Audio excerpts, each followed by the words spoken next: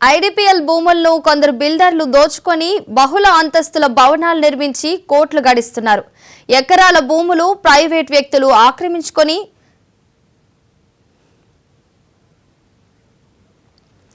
ఇదే అంశానికి సంబంధించి ఎగ్జిక్యూటివ్ ఎడిటర్ అజిత గారు అందిస్తారు. అజిత గారు చెప్పండి.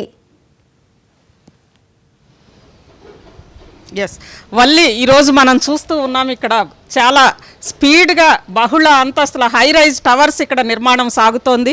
ఈ నిర్మాణం ఎవరిదో కాదు, ఈ భూ ఎవరిదో, ముఖ్యంగా దేశ ప్రతిష్ఠించి మన భారతదేశాన్ని మొత్తం అంటే మెడికల్ మ్యానుఫ్యాక్చరింగ్ భారతదేశాన్ని ప్రపంచంలో వన్గా ఉంచిన ఐడిపి సంబంధించిన భూములు, ఈ భూములకు సంబంధించి ప్రధానంగా ఆ రోజు కార్మికులు ఐడిపిఎల్ని రక్షించుకుంటూ ఐడిపిఎల్లో మొత్తం ఈ దేశానికి అవసరమైన మందులు, దేశ ప్రజలకి అవసరమైన మందులన్నింటినీ కూడా తయారు చేస్తూ ప్రాణాలు పణంగా పెట్టి మరీ తయారు, ఆ తర్వాత ఎక్స్పోర్ట్ చేసి వచ్చిన ఐడిపిఎల్ తర్వాత ఐడిపిఎల్ లాకౌట్ ప్రకటించగానే అందరూ కూడా రోడ్డున లాకౌట్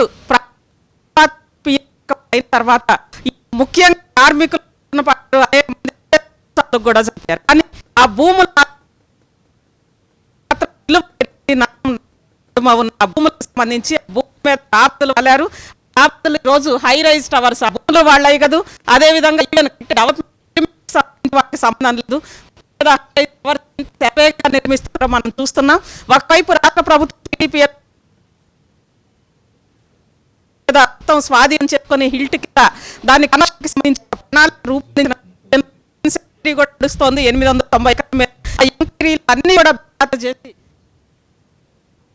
భవనాలను నిర్మిస్తూ ఎక్కడా కూడా ఆగకుండా పైపెచ్చు ప్రశ్నించిన వాడి మీద దాడి చేస్తున్నారు. ఈ నేపథ్యంలోనే ఒక్కొక్కరుగా ప్రజా సంఘాలు అందరూ కూడా ఐడిపి భూముల రక్షణ కోసం అందరూ కూడా ముందుకు వస్తున్నారు. ప్రస్తుతం మనం చూస్తున్నాం, వామపక్షాలకు సంబంధించిన నాయకులందరూ కూడా ఇక్కడ ప్రశ్నించడానికి వచ్చారు. చెప్పండి.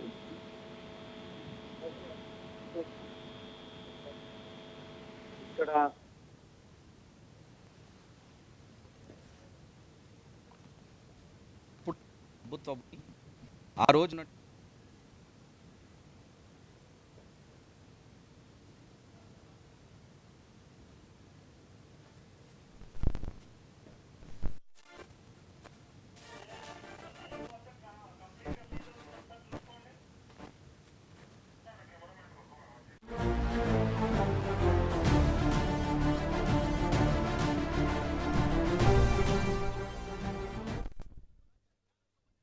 కబ్జాలు చేసుకుంటున్నారు.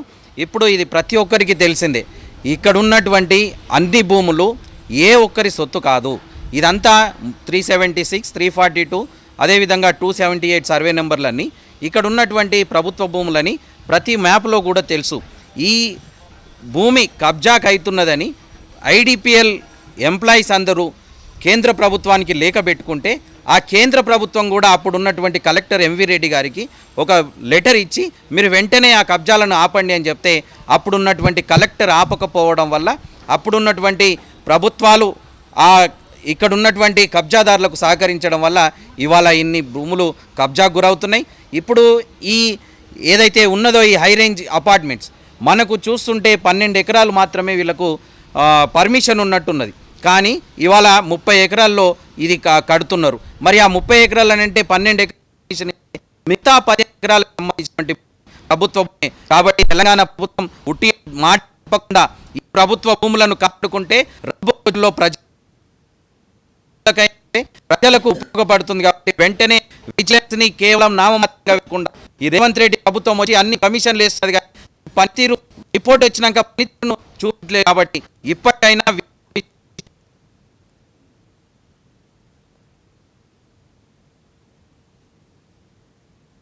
పేరుతో సమానమైనటువంటి భూములపైన మొత్తంగా విజిలెన్స్ చేయాల్సిందే. అక్రమంగా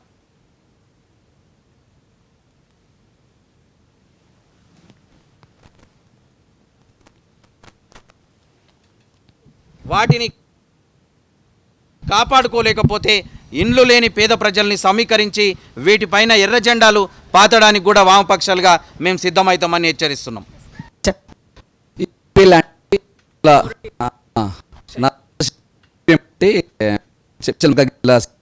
కార్యదర్శి మన ఈ IDP Indian and pharmaceutical company రోడ్లో ప్రారంభమైంది.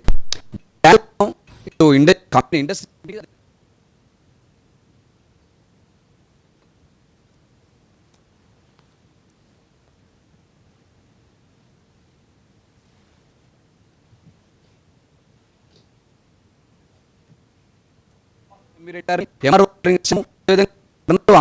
మా మీద దాడి కూడా చేస్తారు.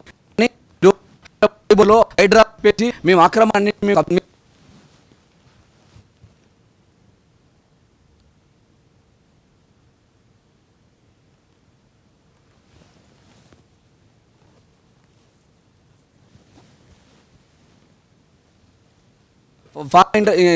ఇన్ఫ్రాస్ట్రక్చర్ వాళ్ళు ఏపీఏ ఇన్ఫ్రాస్ట్రక్చర్ వాళ్ళు 18 ఎకరాలు అని చెప్పేసి అంటున్నారు. ఇంకా అదనంగా 18 ఎకరాలు కబ్జా చేశారు. ఇప్పుడు స్పష్టంగా చూసాము, ఇక్కడ 100 ఎకరాల దాకా కబ్జా చేశారు. దీనికి నిర్మాణం చేశారు, ఎటు రోడ్డు లేకుండా క్లోజ్ చేసుకొని గోడలు కట్టారు, లోపల ఇల్లు కూడా కట్టారు. మేము వీడియోలు కూడా తీసాము, వీడియో పాయింట్స్ కూడా మన మీడియా దగ్గర ఉన్నాయి. ఇలాంటి వాళ్ళు ప్రశ్నిస్తుంటే మీడియా మీద కూడా అనేది ఏమైనా చర్య. ఏమంటే ఏం చెప్తున్నాం అంటే ఐపీఎల్ ల్యాండ్ని కాపాడుకుందాం, 920 ఎకరాలని కాపాడుకుందాం, ఇది ప్రజా అవసరాల రీత్యా వాడుకోవాలి. అదేవిధంగా ఇంద్రనగర్లో కొంతమంది గుడిసెలు వేసుకున్నారు, అలాంటి వాటికి పట్టాలు ఇవ్వండి. మీ ప్రభుత్వం ఏ విధంగా సహకరించండి. కానీ కబ్జాదారులు కొన్ని వేల కోట్ల ఆస్తి ఆక్రమించుకుంటున్నారు. ఇప్పటికే 150 ఎకరాల భూములలో 4500 కోట్ల స్కామ్ జరిగిందని చెప్పేసి స్పష్టంగా చెప్తున్నారు. ఆ 4500 కోట్ల స్కామ్ని వెంటనే బయటపెట్టాలి, విచారణ సమగ్రంగా జరపాలి. లేని పక్షంలో సిపిఎం పార్టీ, అదేవిధంగా సిపిఐ వామపక్ష పార్టీల ఆధ్వర్యంలో భారీ ఆందోళన పోరాటం చేపడతాం. ఇది ప్రజల పక్షాన నిలబడే ఎర్రజెండాలు కాబట్టి ప్రజల కోసం అనిత్యం పోవడం చేస్తాం. ఎలాంటి దాడులుగైనా జరిగినా కానీ మేము దాన్ని తట్టుకోవడానికి మేము బలంగా నిలబడతాం. మీడియా వాళ్ళు వస్తుంటే మీడియాల మీద దాడి చేయడం అనేది ఇది సరైన పద్ధతి కాదు. వెంటనే రాష్ట్ర ప్రభుత్వం ఎలాంటి సిద్ధశుద్ధి ఉంటే మాత్రం సమగ్ర విచారణ జరపాలి. మీద విచారణ చెప్తే మాత్రం చాలా ప్రమాదకరం. ఇక్కడ ఆల్రెడీ విచారణ చేస్తున్నామని చెప్పేసి అంటుంది ఒక ప్రభుత్వం ఒక పక్క, కానీ అక్కడ కన్స్ట్రక్షన్ జరుగుతుంది, లోపల ఇల్లు జరుగుతూ ఉన్నాయి. ఇక్కడ ఈ 100 ఎకరాలు ఇక్కడ కన్స్ట్రక్షన్ జరుగుతుంది, అక్కడ గోడ కడుతున్నారు, ఇల్లు కడుతున్నారు. ఇక్కడేమో జరుగుతున్నది సయ్యద్ మాషుల్లా అని చెప్పేసి ఇక్కడ మొత్తం కబ్జా చేసుకొని గేట్ పెట్టుకొని లోపల ఇల్లు కట్టుకుంటా నిర్మాణం చేస్తున్నాడు. దీన్ని ఎవరు అడ్డుకుంటారు? కాబట్టి వెంటనే ప్రభుత్వం దీని మీద సీరియస్ చర్యలు తీసుకోవాలి. లేని పక్షంలో భారీ ఆందోళన పోరాటాలు చేస్తామని చెప్పేసి హెచ్చరిస్తున్నారు రాష్ట్ర ప్రభుత్వాన్ని.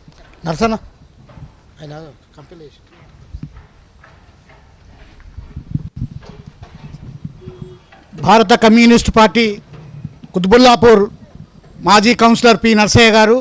నర్సయ్య మాట్లాడడం ఏంటంటే, ఈ ఉషా శ్రీరామ్ రెఫ్రిజరేషన్ అనే కంపెనీ, దాని పక్క పంటి ఉన్న ఐడిపిఎలు, అప్పటి గవర్నమెంట్స్ మొత్తం ఇక్కడి పేద ప్రజలు బతకడి కోసం, ఇక్కడ ఉపాధి కోసం ఈ వాళ్ళందరూ కలిసి ఇక్కడ పారిశ్రామిక వాడను నెలకొల్పి తక్కువకు అంటే ₹1 అసలు ఏమి లేకుండానే భూములు ఇక్కడ పేదలు బతకాలి, శ్రామిక వర్గం భారతదేశం బాగుపడాలనే అభిప్రాయం పారిశ్రామిక కల్పించిండ్రు.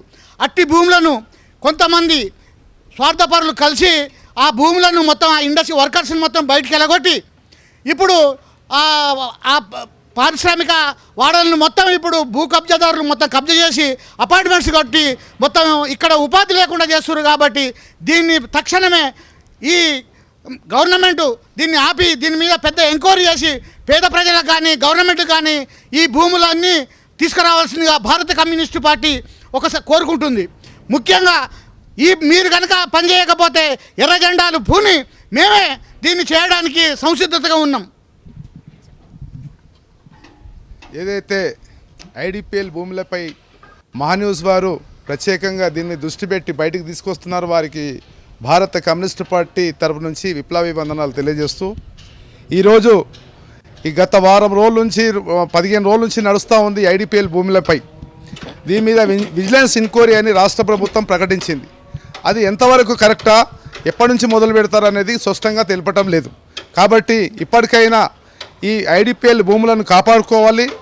ఇప్పుడు అక్కడ ప్రక్కనే ఉన్నటువంటి ఇందిరానగర్ వాసులకు, అక్కడనే శాశ్వతంగా ఉన్నటువంటి వారికి అక్కడనే పట్టా సర్టిఫికెట్లు కూడా జారీ చేయాలి. గత 70 సంవత్సరాల నుంచి ఆ ప్రాంతంలో ఉన్నారు.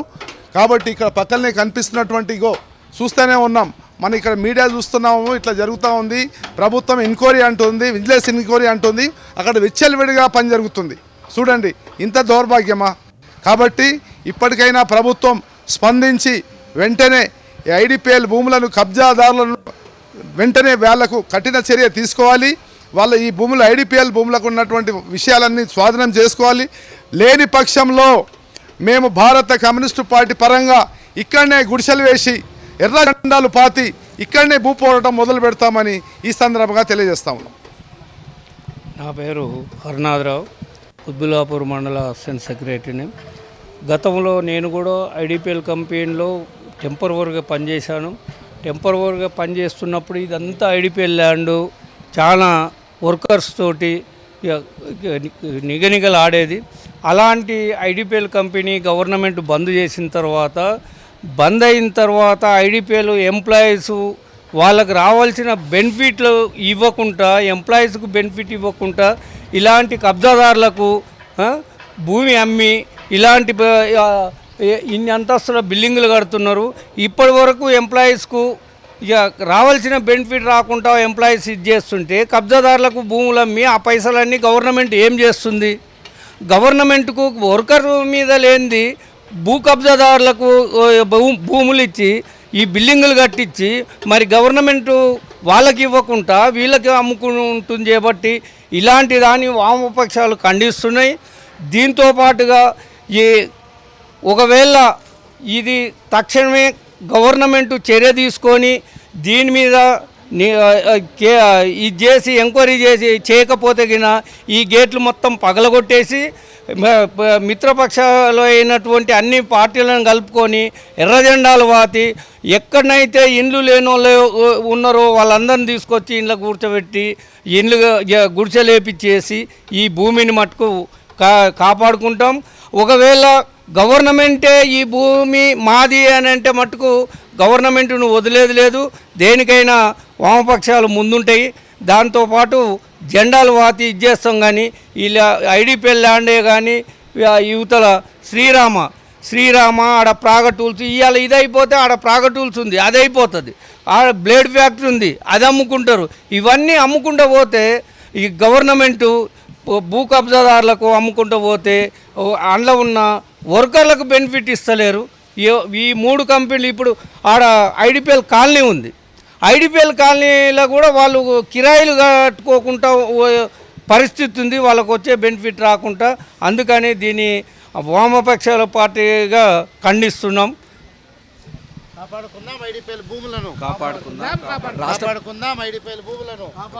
ఐడిపిఎల్కి సంబంధించినటువంటి భూముల్లో గతంలో జరిగినటువంటి ఇదే ఈ హై రేంజ్ అపార్ట్మెంట్లో గత 40 సంవత్సరాల నుంచి ఒక 15 కుటుంబాలు గుడిసెలు వేసుకునే ఉండేవాళ్ళు. ఈ హై రేంజ్ అపార్ట్మెంట్స్ కోసం ఆ గుడిసెవాసులను రాత్రికి రాత్రి ఎటువంటి నోటీస్ ఇవ్వకుండా అప్పుడు ఉన్నటువంటి మున్సిపల్ కమిషనర్ ఈ కబ్జాదారులతోటి కుమ్ముక్కై వాళ్ళనందరినీ నిర్వాసితులు చేసినటువంటి సందర్భం ఇప్పటికి కూడా చూస్తున్నాం. అక్కడ మీకు గుడిసెలు కనిపిస్తుంటాయి అటువైపు.